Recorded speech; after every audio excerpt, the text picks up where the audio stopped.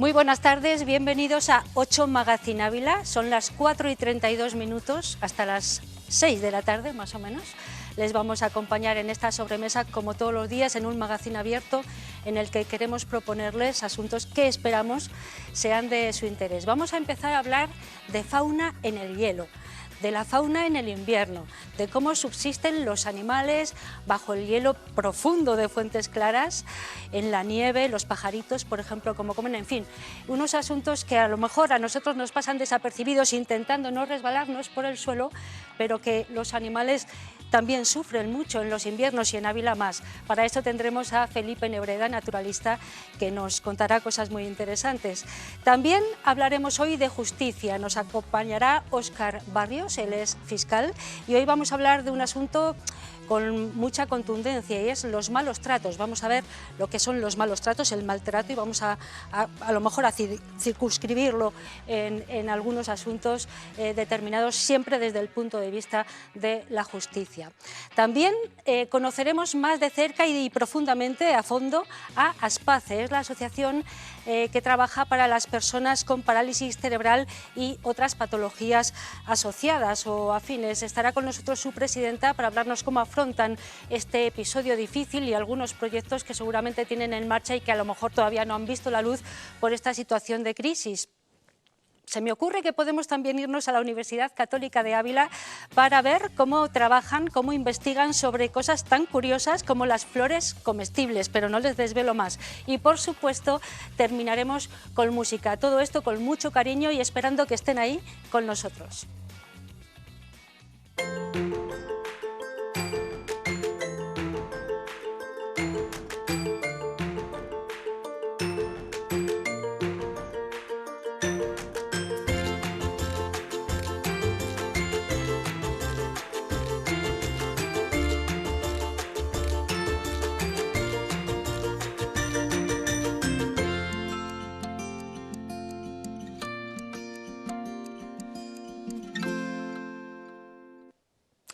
Pues después de nuestro patrocinador, ese espacio seguro que es Lienzo Norte, que nos ofrece muchas actividades culturales, por ejemplo, y de toda índole, vamos a hablar de animales y de invierno. A nadie se le escapa que estamos en invierno, hemos sufrido una buena nevada, estamos sufriendo unos buenos hielos, heladas, que nosotros con un abriguito y tal, bueno, pues podemos más o menos ir tirando con ellas.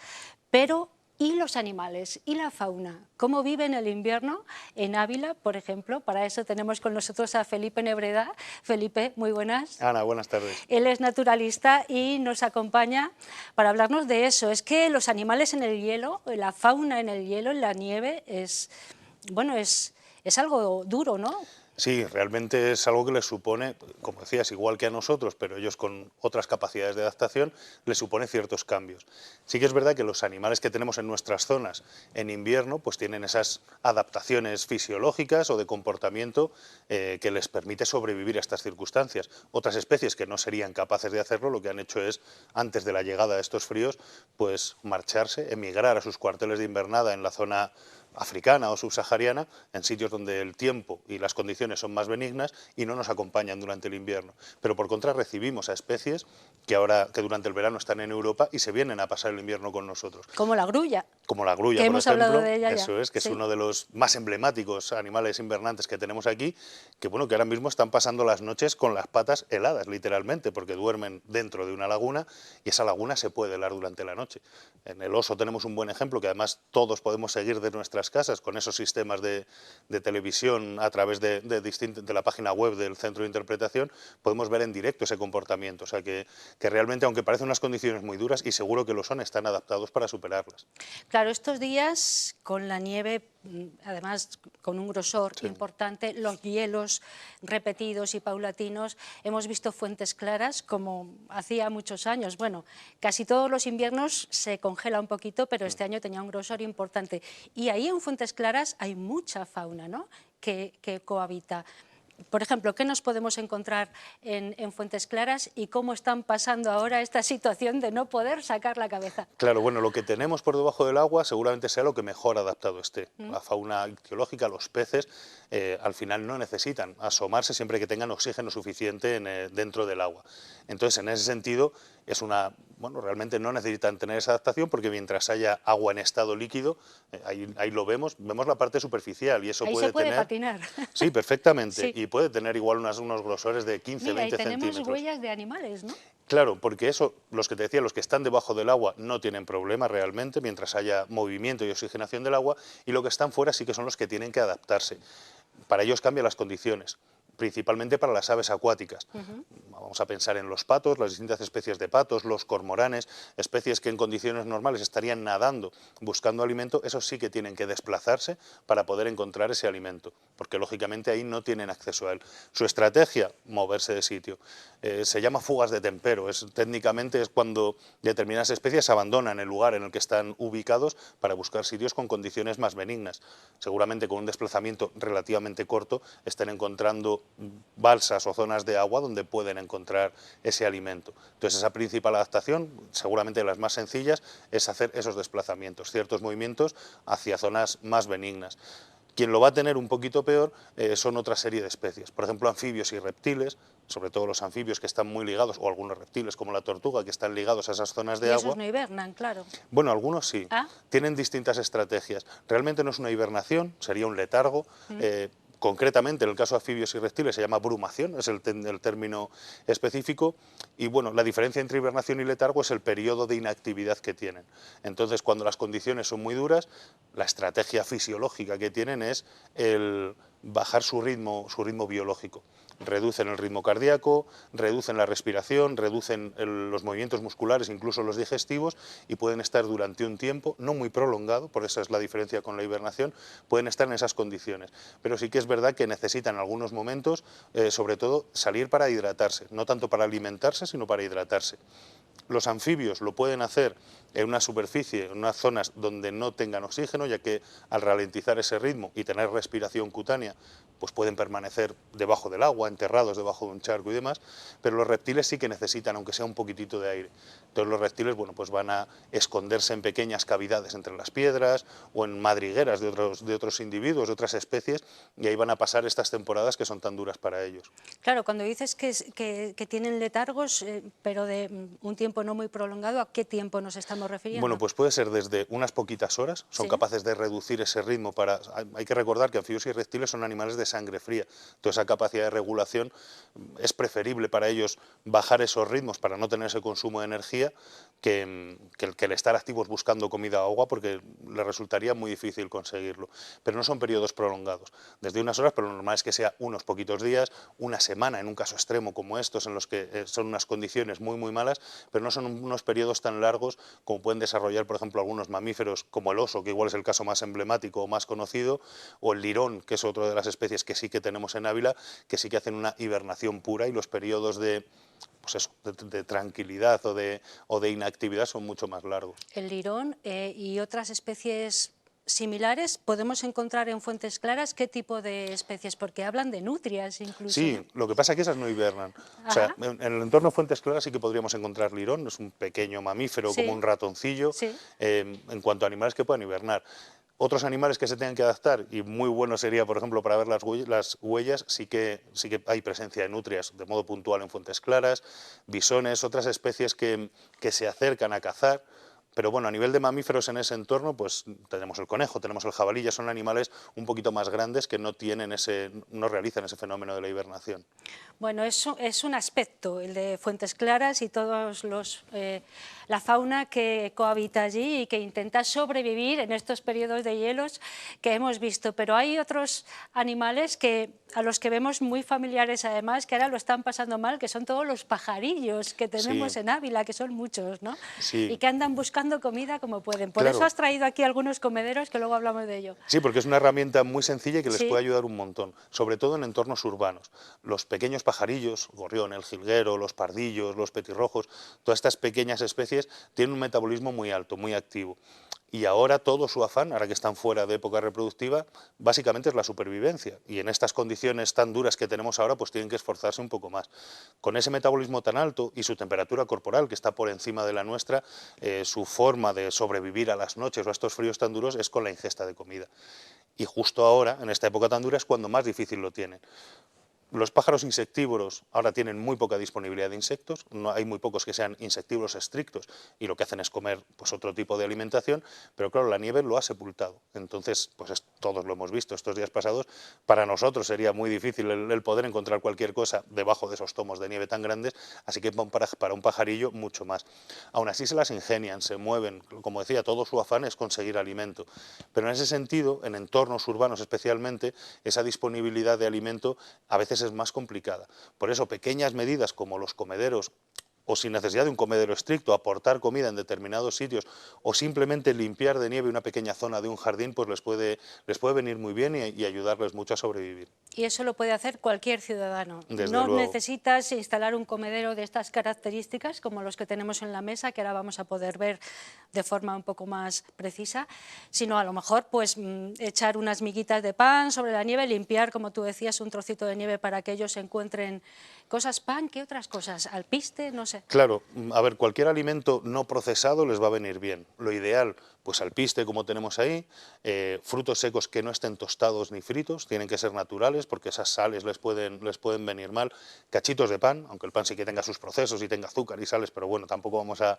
exagerar, no, cuando se hagan análisis los niveles de colesterol no les van a pasar factura. Vale. Algo de fruta, Sí. Y luego ahí tenemos un par de bolitas de grasa, Podemos verlo ahora, sí. de manteca, Sí, sí. mezcladas con alpiste, que eso les viene muy bien, al final es un alimento muy calórico y bueno, pues les viene francamente bien, pero cualquier cosita la van a aprovechar.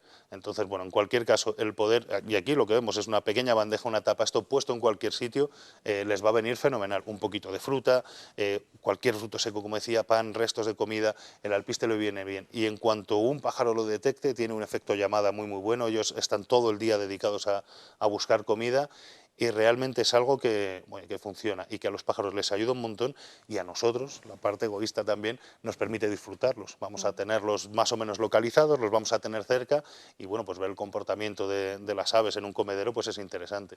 Vamos a ver un poco a esos pajarillos de los que estamos hablando, que mal lo pasan en la nieve, en el frío, pero aún así, cómo se siguen moviendo, cómo siguen intentando encontrar pues eso, su alimento, su sustento, cómo sobreviven ante la nieve. Es muy curioso.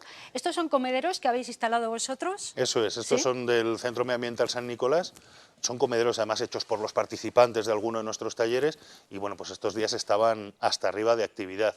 Ahí vemos un grupito de gorriones que está en una de los árboles que tenemos ahí cerquita.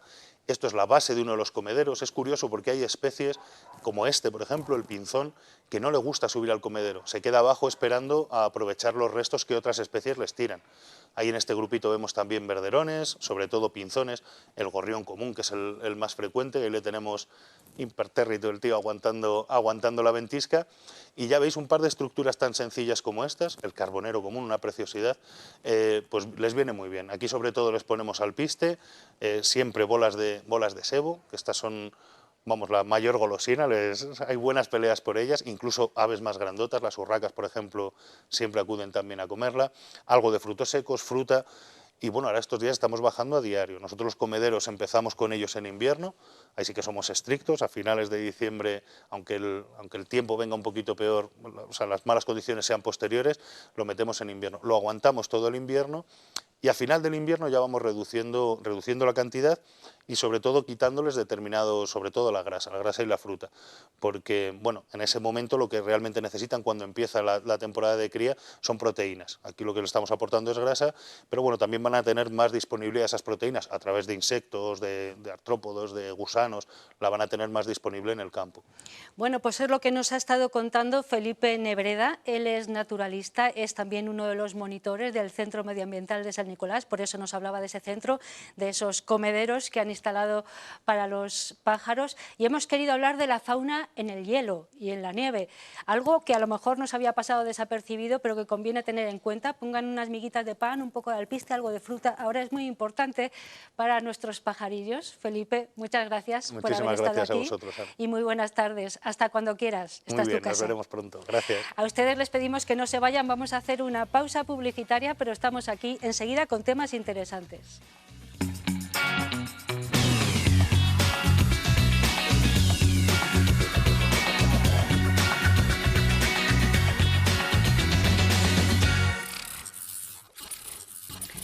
Nos quedan 7 minutos, 8 para llegar a las 5 de la tarde y vamos a hablar de justicia. Lo hacemos con nuestro fiscal de cabecera, que es Óscar Barrios, que nos acompaña aproximadamente una vez al mes. Óscar, buenas tardes. Hola, buenas tardes. ¿Cómo estamos? Muy bien. Ya sí que se puede aparcar, ¿eh? Ya se puede aparcar, ya nos han sin dejado problema. ahí sitios Sí. y ya no hay problema. Puede Ya venir no hay todo el mundo problema. que quiera a aparcar aquí a la calle de la tele, que ya se puede. Ha sido complicado, pero bueno, agradecemos no obstante a todos los que venís aquí a Plató, el que os acerquéis en un tiempo complicado. Así que os lo agradecemos doblemente. Si ya os lo agradecemos de por sí, pues doblemente ahora. ¿Vale? Ningún problema. Vamos a hablar de un tema además delicado y es los malos tratos, ¿verdad? Sí. Un asunto que a lo mejor mucha gente engloba así de una forma muy genérica, pero que convendría, bueno, pues que habláramos un poco de ello desde el punto de vista jurídico, claro. ¿Qué se entiende por malos tratos desde el punto de vista de la justicia jurídico, Óscar? A ver, desde el punto de vista jurídico no hay una regulación concreta, específica de lo que son malos tratos en sentido estricto. Es cierto que desde el punto de vista coloquial habitualmente se refieren a los malos tratos que se producen dentro del ámbito de la familia o dentro del ámbito de las relaciones de pareja. Es coloquialmente como se viene utilizando, pero el concepto de maltrato sirve tanto para una agresión entre dos personas que no se conocen, como para una agresión sexual o para cualquier tipo de acto violento, con independencia de la relación, si es que existe, entre el agresor y la víctima. Pero es cierto que el concepto de maltrato, desde el punto de vista coloquial, cuando se habla de él, se habla fundamentalmente del que se refiere, del que practica el hombre respecto de la mujer en relaciones de pareja. Claro, eso es lo que entendemos coloquialmente, pero Sí. el ámbito es mucho más amplio. Mucho más Incluso amplio. hay maltrato hacia el animal y está también penado. Sí, claro. sí, desde luego, sí, es otra forma de llamar a una agresión a un animal, pero es maltrato en definitiva. Bueno, y a mí, yo siempre he tenido esa duda y ya que tenemos Sí. aquí al fiscal, me gustaría que nos la desvelaras. ¿Qué diferencia hay entre maltrato y violencia? Si la hay. Bueno, realmente no la hay, quiero decir, un acto de maltrato puede ser cualquiera de los que te he dicho antes, y un acto violento equivale, en definitiva, a esas manifestaciones del maltrato. El maltrato habitualmente viene dado por un acto violento hacia una persona de tu familia, hacia tu pareja o hacia una persona extraña. No hay realmente una diferencia. ¿Pero el maltrato ha de prolongarse en el tiempo o no necesariamente para considerarse maltrato? Quiero decir, Bueno, violencia puede ser pues eso, cuando- una situación puntual, Sí. concreta, hacia una persona, pero el maltrato tiene que prolongarse en el tiempo o no No, necesariamente. no es necesario. Es cierto, como te decía antes, que coloquialmente se refieren a los supuestos de actos violentos en el seno de la pareja y en concreto a las repeticiones de estos actos, en concreto a un determinado tipo delictivo que sería el de la violencia habitual o el del maltrato habitual. Pero ya digo, es un concepto muy genérico que engloba muchos supuestos. Entonces, ¿en qué ámbitos y hacia quiénes se puede, es lo que hablábamos antes, Sí. se puede ejercer el maltrato? ¿Lo acotamos entonces a la violencia de género o violencia doméstica? ¿Quieres que lo acotemos ahí? Porque Sí, si yo no, creo, nos iríamos si no es que es todo el muy magazine. amplio y quizás, pues eso, como coloquialmente se emplea para esos supuestos, quizás sería más lógico centrarnos Vale. ahí. Bueno, entonces vamos a ver cómo se regula esas situaciones. Quiero decir, cuando una persona, cómo una persona puede denunciar una situación de violencia de género o de maltrato en el ámbito familiar y a partir de ahí, ¿qué Los pasos se a pone en seguir. marcha? Bien, pues la denuncia la puede presentar desde la persona agredida hasta un familiar que lo conoce o hasta un vecino que lo ha presenciado. La denuncia se puede presentar en cualquier organismo, en la policía, en la Guardia Civil, Policía Nacional, Policía local, juzgado de instrucción, juzgado de guardia. En cualquiera de esos ámbitos se puede poner de manifiesto la existencia de una situación de lo que llamamos violencia de género y a partir de ahí empezará a funcionar, entrar en funcionamiento la maquinaria judicial a través de la actuación del juzgado de instrucción, del fiscal, etcétera, etcétera. Claro, te voy a preguntar una cosa que a lo mejor no me quieres responder. ¿Funciona la maquinaria judicial? Funciona. ¿Qué me vas a decir tú, Funciona, no? Claro. sí. Bueno, a ver, es cierto que se pueden producir distorsiones en ese funcionamiento, pero con carácter general funciona. Es cierto que bueno, cuando se trabaja para las personas, cada una en función de la posición en la que está o en función de ese resultado puede entender que para ellos la justicia ha funcionado bien o ha funcionado mal, pero una vez que se pone en marcha funciona, con los medios que tiene, eso sí, pero funciona. Claro, pero también la justicia es muy garantista, entonces ante una denuncia tiene primero que comprobar que eso es real, ¿o no? Evidentemente, como en cualquier otro supuesto, cuando se trata de un acto de violencia de género o cualquier otro, se pone en marcha el mecanismo que supone que aquel que tiene que acusar y probar los hechos que se denuncian, en este caso el fiscal, tiene que intentar llevar a juicio todo aquello necesario para probar aquel hecho que se ha denunciado y del que se derivan indicios suficientes como para llevarlo a juicio y acreditar ese resultado. Y hasta que se produce esa situación hay medidas cautelares. Claro, estamos hablando de momentos o de situaciones muy delicadas que a lo mejor requieren que se preserve la seguridad de una persona de forma inmediata, de hoy para hoy, ¿no? Sí, en el ámbito de la violencia de género lo más habitual y lo más común son las llamadas órdenes de protección, que, bueno, pues para definirlo de manera muy corta sería como la realización de una vistilla, de un juicio pequeño, donde la víctima, junto con su abogado o no, y el investigado junto con su abogado y el Ministerio Fiscal y el juez, deciden, unos piden, otros se oponen, una serie de medidas fundamentalmente que son las que se enmarcan dentro de la orden de protección, que pueden ir desde una comparecencia en los 1 y 15 de cada mes en el juzgado hasta la prisión, por supuesto. Bueno, podemos ver unas imágenes mientras hablamos de algunas situaciones de malos tratos o de personas, de hombres, casi siempre, es así, o siempre, que han sido finalmente detenidos. No sé qué sucede a partir de ese momento, porque creo que la víctima, si en este caso es la mujer del presunto agresor, no tiene por qué testificar en contra de su marido. Parece ser que hay algo que le permite no hacerlo, ¿no? Sí, existe un artículo, el 416 de la Ley de Enjuiciamiento Criminal, que es un artículo que permite a las víctimas, es un artículo general que se aplica a cualquier tipo de procedimiento, pero que en el ámbito de la violencia de género tiene una mayor trascendencia, porque permite a las víctimas, o a las víctimas y a quien no sean víctimas, pero quien sean testigos de un hecho que haya sido cometido por parte de su padre en el caso de un hijo, por parte de su marido, por parte de una serie de familiares que están previstos en la ley, le permite el derecho a no testificar en su contra. Es decir, nos encontramos en muchas ocasiones donde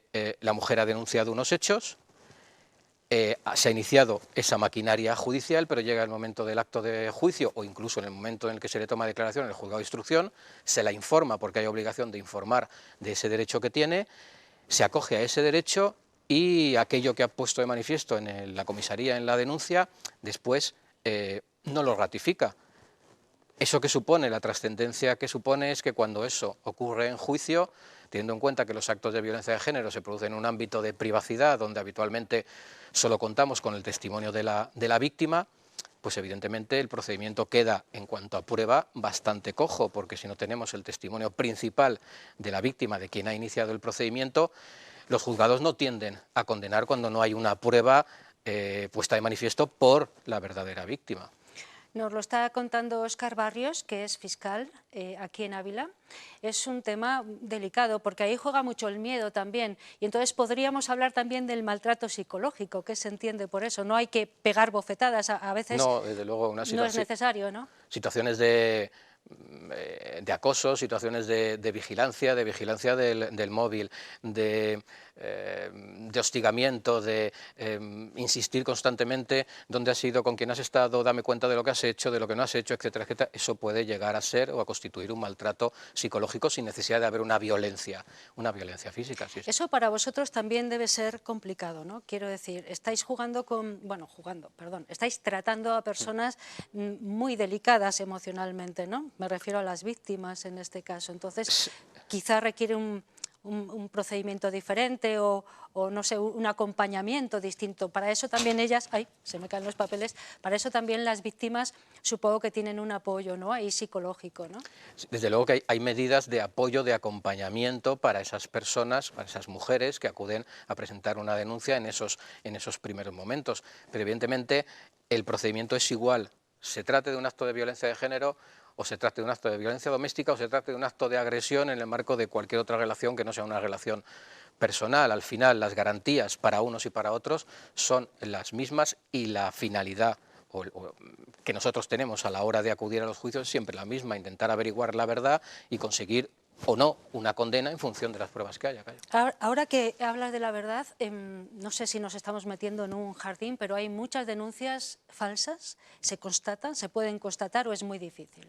Si no, está constatado el número de denuncias falsas que hay. Como tales denuncias falsas, yo creo que era un 0,01 de la totalidad de las denuncias que se formulaban. Por ejemplo, en el año 2019 se formularon 168.000 denuncias en toda España. De esa cantidad, el 0,01, y ya digo que hablo de memoria y a lo mejor me equivoco, que puede ser incluso menos, pero no más, eran las denuncias que se habían considerado denuncias falsas. El resto puede seguir las vicisitudes que puede seguir cualquier procedimiento. Puede acabar con una sentencia absolutoria, sobreseído en alguno de los trámites, pero como denuncias falsas tan solo ese tanto por ciento que es muy pequeño. Que es muy bajo, desde luego.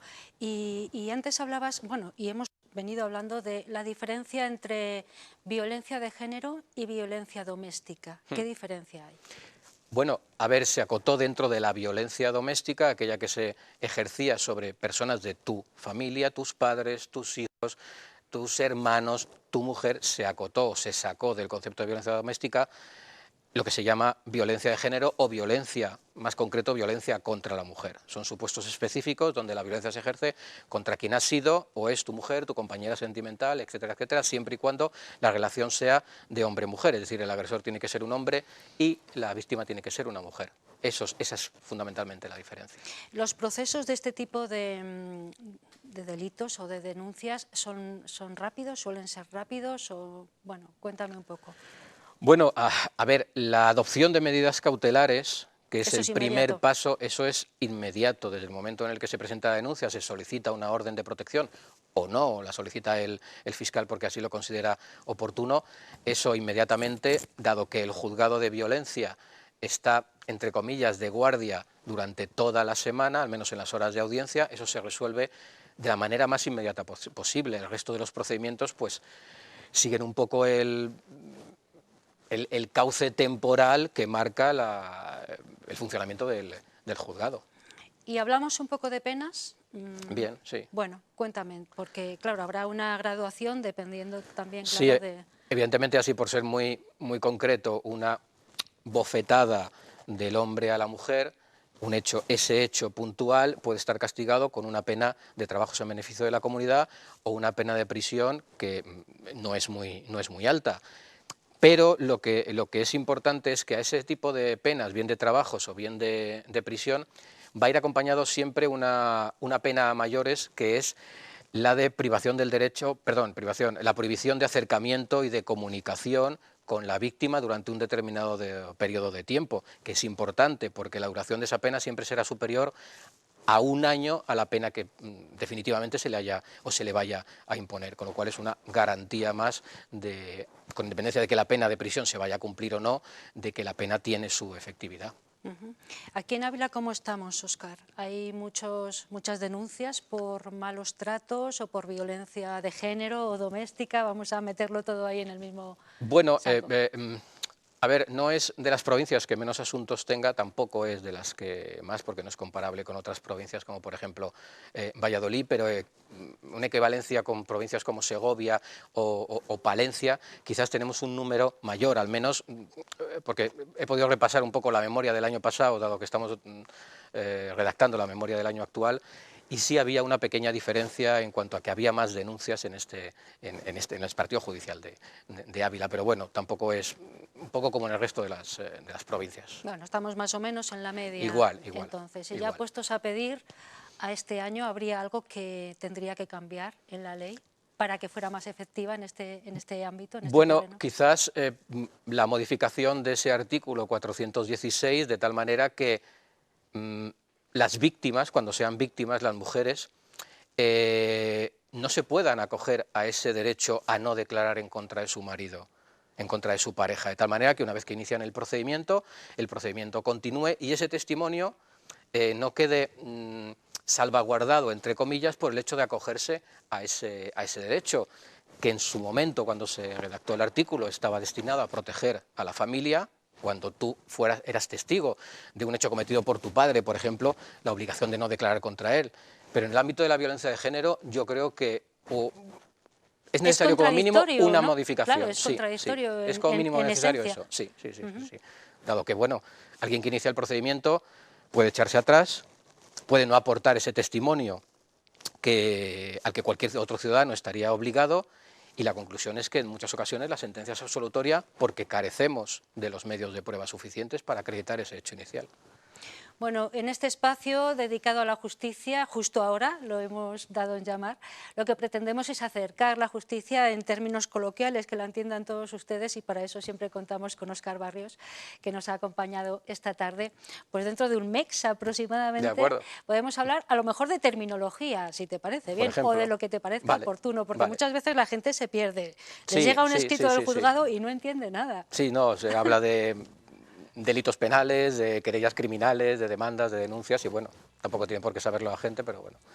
Bueno, hoy hemos hablado de los malos tratos, hemos intentado acotarlo a la violencia de género o violencia doméstica, porque los malos tratos son muy amplios, y Óscar Barrios nos lo ha estado contando. Muchas gracias, y hasta, lo dicho, hasta dentro de un mes aproximadamente. A ustedes les pedimos que se queden de nuevo, vamos a hacer una pausa publicitaria, pero todavía tenemos muchos asuntos pendientes, ¿eh?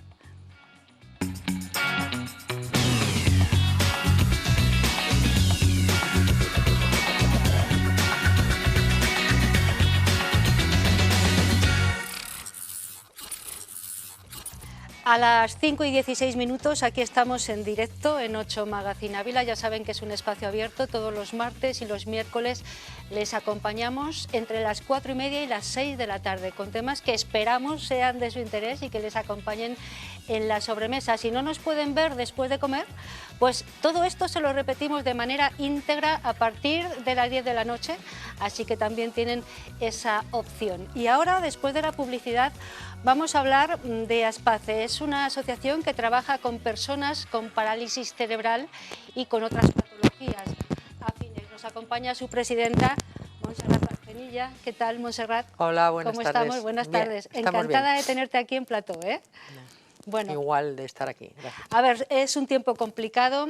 Lo hemos venido pasando todos muy mal, pero determinados colectivos todavía peor, ¿no? Como por ejemplo la gente que vive en esa gran familia de ASPACE, que ya tiene hasta 70 usuarios, me decías, me parece, ¿no? Concretamente, el otro día te lo comenté así por encima, pero concretamente he ido a mirar el número. Afortunadamente tenemos un personal maravilloso que lo gestiona mucho mejor que yo, y tenemos 88 usuarios entre la ciudad y la provincia. Pues sí, efectivamente no somos un colectivo que lo pase bien nunca, y esto nos lo hace pasar mucho peor. En el momento del confinamiento y del cierre de nuestro centro de día y de las actividades de estimulación y demás que prestamos a nuestros usuarios, pues para nosotros fue malo, pero para los usuarios fue muchísimo peor, porque ellos necesitan, no se trata de que necesiten estar fuera de casa, sino que necesitan de esos tratamientos y de esa forma de vida que prestamos desde la Asociación de Parálisis Cerebral y desde otras asociaciones con los mismos fines, ¿no? Eso es así, ellos no ganan, pero cuando no van pierden. Con lo cual esto ha sido... Y es difícil recuperarlo, además. Es difícil, es muy difícil. Conseguir en una persona con graves discapacidades un avance muy pequeñito puede suponer un año entero. Perderlo es muy fácil y luego hay que volver a empezar. Entonces, para ellos, primero salir de su ambiente, en algunos casos con también trastornos de conducta, salirse de sus rutinas y además perder de lo ya ganado. Eso fue lo que supuso el confinamiento.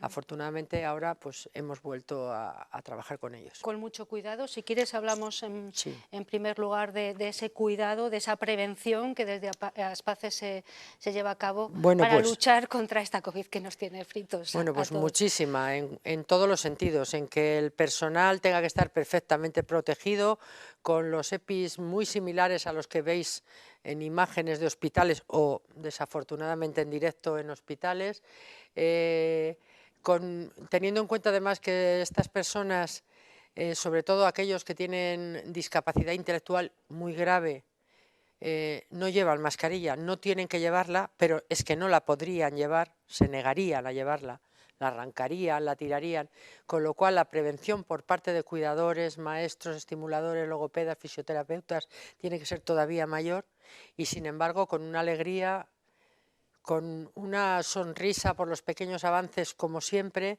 y con un agradecimiento por parte de ellos que muchas veces solo se manifiesta en forma de sonrisa. Bueno, vamos a hablar un poco de la historia de Aspace, porque ya son muchos años, ¿verdad?, Muchos, de trabajo, una singladura larga, difícil, complicada y ahora más todavía porque los recursos económicos son muy limitados. A ver, ¿no? los recursos económicos siempre han sido limitados, Sí, siempre pero han ahora sido más. limitados. Ahora son más porque hay que repartirlos para más cosas además, ¿no? En el tiempo, por ejemplo, en el tiempo al que nos hemos referido antes, en el tiempo de confinamiento, teniendo en cuenta que los servicios que nosotros prestamos, por ejemplo, el centro de día y el lanzamiento a la piscina de la vivienda que ha sido posterior y luego ya hablamos de él, dependen de las subvenciones, o sea, de la ley de la dependencia, de las prestaciones vinculadas al servicio que prestamos. Como ese servicio no lo prestábamos, pues desapareció esa prestación. Claro, efectivamente la asociación no tenía nada que facturar porque no estaba prestando el servicio, con lo cual el 90% de nuestros trabajadores fueron a un ERTE, el 90%. Después volvimos a empezar y algunos, y hay que entenderlo, algunos de los usuarios no han vuelto. Son personas de muy alto riesgo y son personas que hay que entender que sus familias tengan cierta reticencia al contacto. Y a pesar de eso, tengo que decir que en Aspace Ávila no ha habido ni un solo caso positivo, ni uno solo. Bueno. Ninguno de nuestros chicos, ninguno de nuestros cuidadores, ninguno. No ha habido ningún caso positivo, con lo cual pues nosotros estamos felices, los chicos están felices y intentamos, a pesar de los pesares, no solo de los pesares de salud, sino de los pesares económicos, continuar prestando algo que es imprescindible que hagamos. Algún problema tenemos con tu micro, pero lo vamos a solucionar Bueno. según vamos hablando, tú no te preocupes. Igual es el pañuelo hace este algunos que ruidos, un pañuelo puede bien ser, bonito. sí, pero a lo que puede mejor ser, sí. Puede ser. Bueno, vamos a solucionarlo según vamos hablando, porque, Monse, me hablabas antes de la provincia, sois 80 y tantos, no me he quedado 88, ahora con sí. la cifra, casi 90 usuarios de toda la provincia, pero ¿cómo Sí. llegáis a toda la provincia? Es complicadísimo, ¿no? A ver, nosotros somos de toda la provincia, ya he dicho en total 88, 52 somos de Ávila, el resto de la provincia. En el centro de día, aunque tenemos 25 plazas, en este momento hay 17 plazas ocupadas y algunos vienen en el transporte. El transporte es otra carga importante, es carísimo, además ahora también con el COVID, no solo las medidas de limpieza, de higiene, de cambio, sino que tampoco podemos llevar a tantos usuarios en la misma furgoneta, Claro. pues esto supone un coste adicional, ¿no? Siempre lo ha supuesto. El transporte ha sido siempre una carga importante en los costes de los servicios que presta la asociación y sin embargo seguimos prestándolos. Los únicos servicios que sí que hemos dejado de prestar han sido aquellos que prestábamos directamente en las poblaciones, en los pueblos. Es decir, pero por razones que también en Ávila los hemos dejado de prestar, por ejemplo la hidroterapia.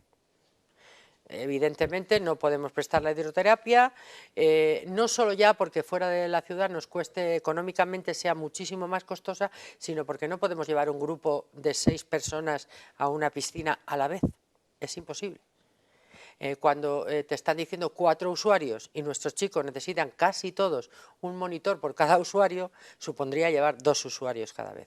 Con lo cual es un servicio que hemos tenido desafortunadamente que dejar de prestar tanto en la ciudad como en la provincia. Seguimos prestando a 2 personas mediante externalizando el servicio a través de empresa, servicios de logopedia y estimulación en 2 localidades de la ciudad. El resto pues lo hemos tenido, de la provincia, perdón, lo hemos tenido que dejar de prestar. Claro, porque todos esos servicios son muy importantes para el avance son imprescindibles, de estas personas, imprescindibles. ¿no? Y desafortunadamente Que además requieren mucho tiempo, ¿no? Pequeños avances a lo largo de mucho tiempo. Sí, o sea, un avance de que, ¿cómo decirte?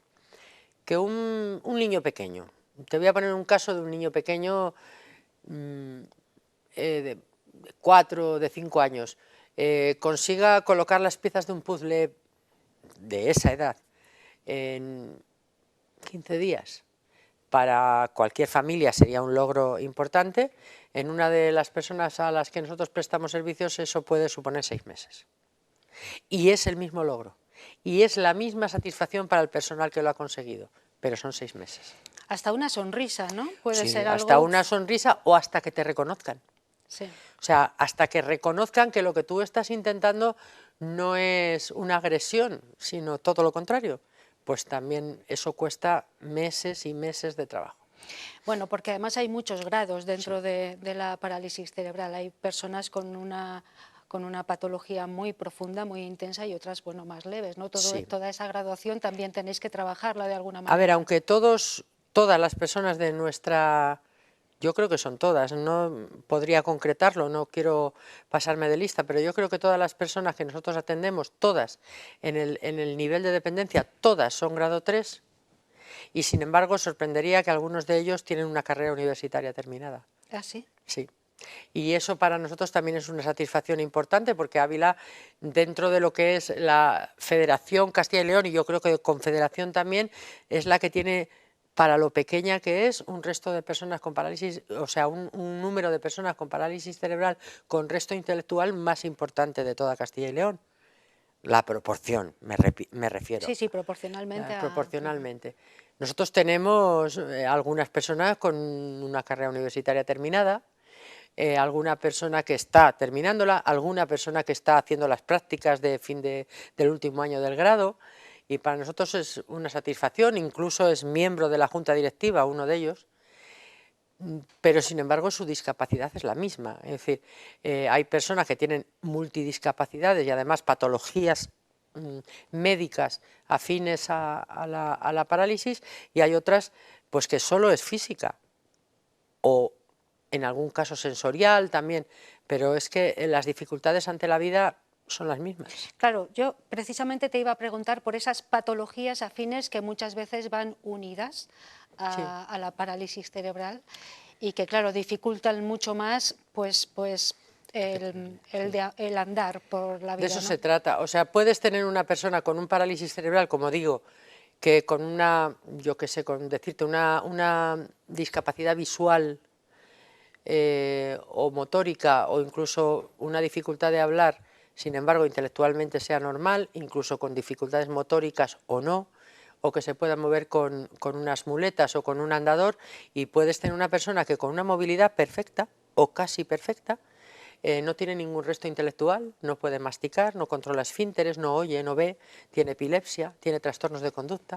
O sea, todos ellos pertenecen al mismo arco y al mismo tipo de discapacidad. Con lo cual hay que entender que los servicios que nosotros prestamos son muy especiales, son muy caros, son muy personales, pero son precisamente por eso. En el centro de día me decías que teníais ¿cuántas ahora personas? Tenemos 25 plazas, ahora mismo 17 ocupadas. 17 ocupadas. Y ahora vamos a hablar de eso otro que habíamos dejado para el final, pero que lo mencionábamos al comenzar la entrevista, que es la vivienda. Creo que tenéis 2 ya en marcha, aunque una no está ocupada. No, ahora mismo, ¿cuántos chicos pueden disfrutar de esa pequeña autonomía que les da la vivienda, siempre tutelada, claro, entiendo? No, sí, no, tutelada, totalmente. Tutelada, mucho más tutelada que otras. Sí. Bueno, vamos a ver, nosotros empezamos cuando, en la otra etapa en la que yo fui presidenta de ASPACE, que ya hace muchos años, hace ya 10, este proyecto ya estaba en marcha, y de hecho yo creo que una de las veces que fui elegida presidenta fue una cosa que me centraba, era conseguir eso porque cuando nosotros empezamos en ASPACE Ávila éramos padres de niños pequeños, casi todos pequeños, y hemos visto que se han hecho mayores. Que aquellos niños de 2, de 3 años que estaban en el aula sustitutoria de la Encarnación, algunos en Martiarrero, tal y cual, entre 3, 6 años, hoy tienen 25, tienen 30, y sus padres vamos llegando o pasando los 60, ¿no? Entonces ya en esa otra etapa anterior en la que yo fui presidenta, ese fue mi objetivo y no se consiguió. Perdón. Y ahora ahí estaba la vivienda que nos cedió el ayuntamiento, a lo cual pues siempre nos hemos... En la zona sur, ¿verdad? En la zona sur, siempre nos hemos sentido agradecidos, pero claro, el problema... me vais a perdonar... ¿Quieres agua? No, gracias. Vale. El problema era que este servicio tan personal para este tipo de personas es muy caro, es carísimo y debemos de entenderlo así. No es lo mismo tener un piso tutelado con 6 personas que tienen un monitor que controla sus movimientos y que ellos gestionan su vivienda, su compra, su comida, su tal. No es lo mismo eso que tener este tipo de personas que necesitan las 24 horas del día atención. Pero para nosotros será un reto importante. Este proyecto lo fraguaron nuestras técnicos hace un tiempo. El proyecto se llamaba Esta es mi casa y esto tenía que salir. Y bueno, decidimos lanzarnos a la piscina, además en esta época tan difícil, y dijimos, bueno, a ver qué sale, vamos a ver qué sale. Empezamos ya a hacer una especie de proyecto piloto de un fin de semana, parecía que era bien acogido, pero claro, esto es otra cosa. Bueno, pues resultó. Sorprendentemente con chicos más jóvenes que lo que nosotros pensábamos. Empezamos el 2 de diciembre con 5 usuarios, el 2 de diciembre, ¿El 2 de este diciembre? de este diciembre, Vale. con 5 usuarios de lunes a viernes. De momento no podemos hacer más, pero ya tenemos 6, ya tenemos el 6º. Con uno más la vivienda estaría llena, porque aunque tenga 8 plazas, tenemos que dejar una por estos temas de COVID de momento, y estamos ahí lanzándonos otra vez más a otra piscina más grande, porque la obra de lo que Educación nos cedió también, donde está nuestro centro de día, en la parte de arriba tiene otra unidad de convivencia para otras 8 personas, y queremos que salga adelante, queremos que los 5 valientes que han ido y sus familias sean un ejemplo para los que están detrás, que vean que esto es posible, que se puede hacer, que pueden vivir más allá de la institución grande. Pueden vivir estos chicos también. 5 valientes y los trabajadores, que también son muy valientes. Los trabajadores son muy valientes. Hay que tenerlo en cuenta. Claro. Bueno, es verdad que los 5 usuarios van al centro de día durante el día, pero son 5 personas, o sea, son los trabajadores que se ocupan, uno de ellos todas las noches de la semana, con una coordinadora que está en su casa, pero está pendiente las 24 horas del teléfono por si algo sucede, con 2 personas más que se ocupan de recibirlos, de acompañarlos por las tardes, de su aseo, de su comida, incluso de ordenar y lavar su ropa, porque cada uno de ellos tiene su ropa, no su ropa personal, también su ropa de cama, también sus cosas. O sea, nosotros pretendíamos que fuera su casa y así es. O sea, nosotros no hemos puesto mantas de cuadros porque hemos querido, no, hemos pretendido que cada uno eligiera cómo quería tener decorada su habitación, y también se ha conseguido. Claro, estas viviendas surgieron a raíz de que esa esperanza de vida se alarga, ¿no? No sé ahora mismo en más o menos en qué edad.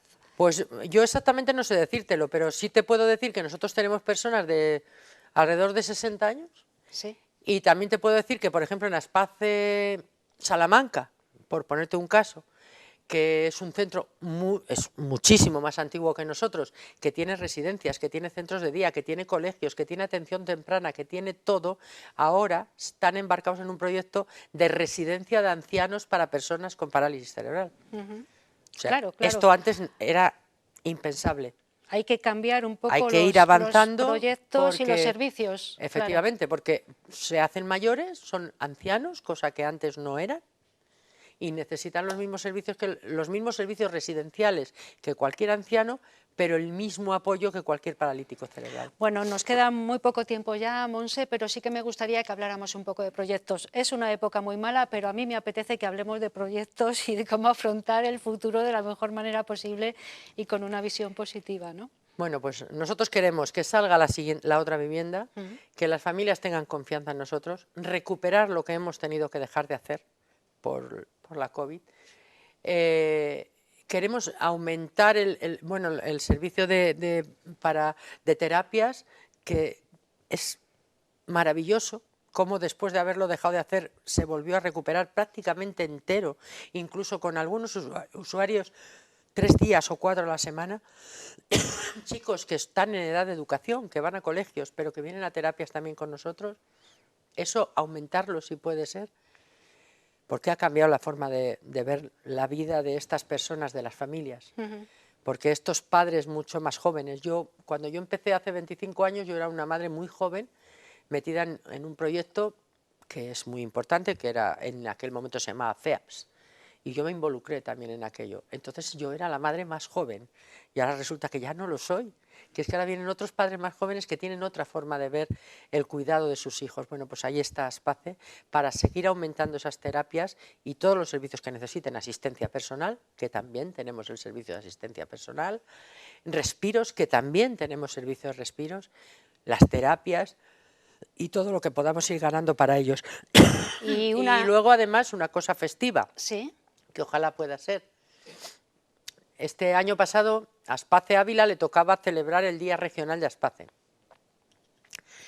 Por tercera vez, cosa rarísima, por tercera vez, porque hubo una vez en que esta que os habla también era presidenta y como celebrábamos 10 años, pedí que nos adelantara la vez y ahora nos toca porque nos toca. Aquella vez fue porque yo lo pedí y ahora nos toca porque nos toca. No lo hemos podido hacer y ojalá podamos celebrarlo porque parece que no, pero es un día festivo, es un día de comunicación y es un día en que la gente ve y sabe que la parálisis cerebral existe. Bueno, estamos ya fuera de tiempo. Montserrat Barcenilla es la presidenta de ASPACE, ha estado hoy aquí para hablarnos de esta gran familia, de esta asociación que trabaja con personas con parálisis cerebral y otras patologías afines, y ha estado hablándonos de los proyectos, que me parece muy importante, en una época muy complicada, de una crisis global, digamos, primero sanitaria, pero después una crisis económica importante también. Ahí están luchando para sacar a estos chicos adelante y para hacer que estos chicos vivan plenamente con todas las posibilidades que tenemos todas las personas. Un placer haberte tenido aquí, Montserrat. Un placer y muchas gracias a vosotros. Y recordar que en la situación en que estamos, nuestros chicos son personas no de riesgo, de muy gran riesgo. Vale, hay que tenerlo en cuenta. Vamos a ver si la vacunación llega pronto, ¿no? Eso es, sí. Está la cosa Por complicada. ahí lo dejo. Bueno, muy bien. Pues nosotros lo apuntamos también y desde aquí lo decimos. Son chicos de muy gran riesgo. Gracias, Montserrat. Muchas gracias a ti, Ana. Vamos a hacer otra pausa publicitaria pequeñita y volvemos enseguida.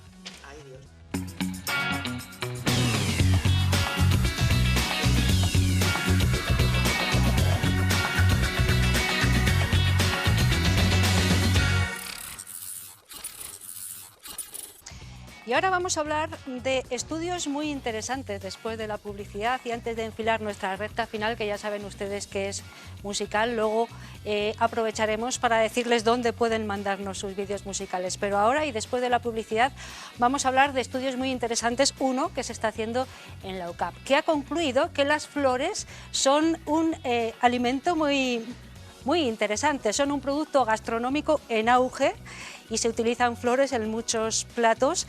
Hasta 40 catadores han demostrado todas las propiedades que la mayor parte de las flores tienen. Todo esto lo conocemos y lo sabemos gracias a nuestra compañera Soraya García y a nuestro compañero Álvaro Santero, que estuvieron en la UCAP, allí en el laboratorio donde hacen estos trabajos, y nos lo van a contar ahora mismo. En este laboratorio de la UCAP se han utilizado flores como estas, mini pensamientos. De ellas se extraen los pigmentos que son analizados para ver sus propiedades. Este tipo de productos, pues de momento ya de por sí son atractivos, aportan minerales, aportan vitaminas, aportan fibras.